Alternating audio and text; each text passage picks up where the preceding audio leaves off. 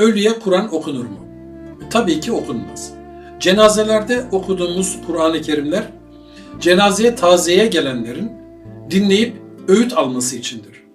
Eğer bir cenazeniz varsa tabii ki Kur'an okuyun. Ama ölüye değil, kendinize ve çevrenizdeki insanlara okuyun. Kur'an'ın bütün ayetleri yaşayan insanlar için emirler, tavsiyeler ve görevleri anlatır.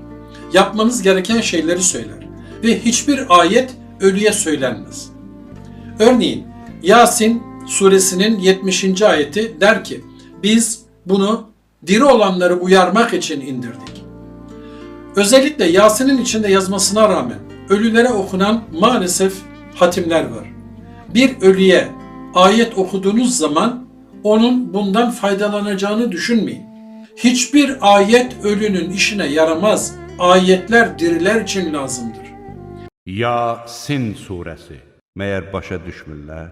Biz Muhammedə şeir öyrətmədik. Bu ona heç yaraşmaz da. Bu ancaq öğüd nəsihət və aydın Qur'andır ki, diri olanları qorxutsun və kafirlər barəsindəki söz gerçəkləşsin.